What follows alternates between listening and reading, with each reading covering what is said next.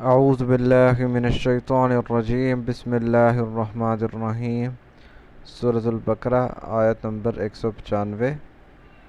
تو جہاد کا حکم چل رہا ہے نا، تو اس جہاد کے حکم کے ساتھ ساتھ اب ایک اور حکم آ رہا ہے، وَأَنفِقُوا، اور خرچ کرو، فی سبیل اللہ، اللہ کے راستے میں۔ انفقو کا مطلب ہوتا ہے خرچ کرنا، اللہ کے راستے میں خرچ کرو۔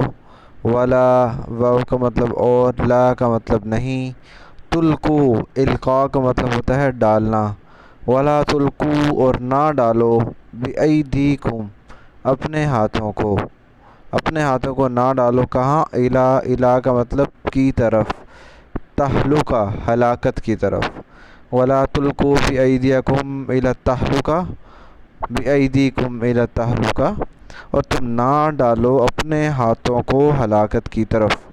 یہ ایک محاورہ ہے، اپنے ہاتھوں کو ہلاکت کی طرف ڈالنا، یعنی اپنے آپ کو خود، وہ کہتے ہیں نا اپنے پاؤں پہ خود کلہاڑی مارنا، وہی اس کا مفہوم ہے کہ اپنے پاؤں پہ خود کلہاڑی نہ مارو، اپنے آپ کو خود ہلاک نہ کرو۔ وَأَحْسِنُوا، اور احسان کرو۔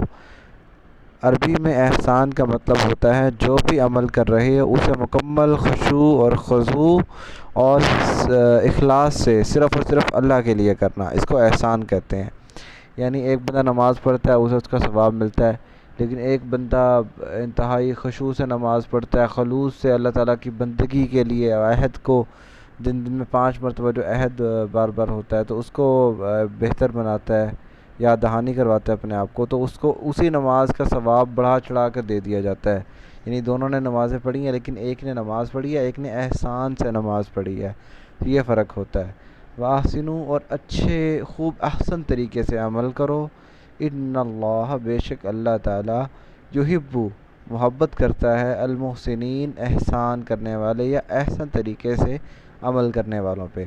چونکہ جہاد کا حکم چل رہا ہے تو جہاد کے ساتھ ساتھ دوسرا حکم یہ بھی ہوتا ہے کہ مال خرچ کرو اپنا اللہ کے راستے میں، کیونکہ مال خرچ نہیں کرو گے، فنڈ ریز نہیں ہوں گے، جہاد نہیں ہو سکتا۔ تو یہ چیزیں، تو اپنے مال کو خرچ کرو اللہ کے راستے میں، اور اپنے پاؤں پہ خود کلہاڑی نہ مارو، اپنے آپ کو ہلاکت میں نہ ڈالو۔ یعنی اس سے مراد ہے یہ جو تم مال اللہ کی راہ میں خرچ نہیں کرتے، جمع کر کر کے رکھتے ہو، تو وہ یہی مطلب ہے کہ بھی تمہیں اس سے کوئی فائدہ ہوگا۔ حقیقت میں جو مال جمع کرتے ہو، قیامت کے دن یہی مال تمہارے لیے عذاب کا سبب بن جائے گا۔ جیسے وہ ہے نا کہ جو سونا جمع کر کر کے رکھتا ہے، تو قیامت کے دن وہی سونا اس کی گردن میں توق بنا کے ڈالا جائے گا۔ تو وہی چیز یہاں پہ ہے، اور اچھے اعمال کرو یا احسن طریقے سے عمل کرو، اللہ تعالیٰ خوب احسن طریقے سے عمل کرنے والوں کو محبوب ٹھہراتا ہے۔ وَأَتِمُّوا، اور اتمام کرو، تمام کرو، مکمل کرو۔ اتمام کا مطلب پورا کرنا تھا، اور پورا کرو الحج، حج کو، والعمرۃ، اور عمرے کو، للہ، اللہ ہی کے لیے، اور حج اور عمرے کو پورا کرو صرف اللہ کے لیے۔ حج، اور یہاں پہ ایک چیز سمجھ نہیں آتی کہ اگر حج اور عمرے کو پورا کرنا ہے اللہ ہی کے لیے کا کیا مطلب، باقی کام کس کے لیے کر رہے ہیں ہم؟ خرچ کرنا اور یہ جو پچھلے حکم چل رہے ہیں یہ کس میں خرچ کر رہے ہیں، یعنی کس کے لیے کر رہے ہیں؟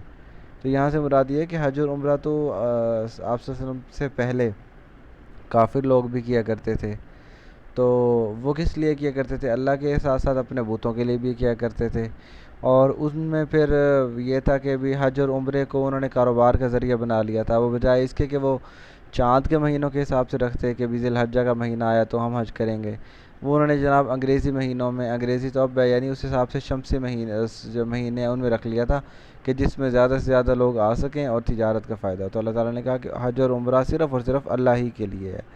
فَإِن، فا کا مطلب پس، ان اگر، تم محاصرہ کر لیے جاؤ، یہ پیسیو وائس ہے، یعنی اگر تمہارا محاصرہ کر لیا جائے، فما کا مطلب پس، ما وہ جو، استیسرا جو آسانی سے میسر ہو، ان مع العسر یسرا، ہم نے پڑھا تھا نا ہر مشکل کے ساتھ آسانی ہے، تو یسر کہتے ہیں آسانی کو، اور استیسر جو آسانی سے مل سکے، من الحدی، من کا مطلب سے حدی، حدی کہتے ہیں قربانی کا جانور۔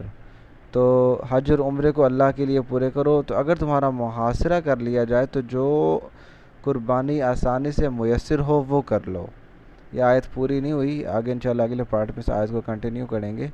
وما علینا الا البلاغ المبین۔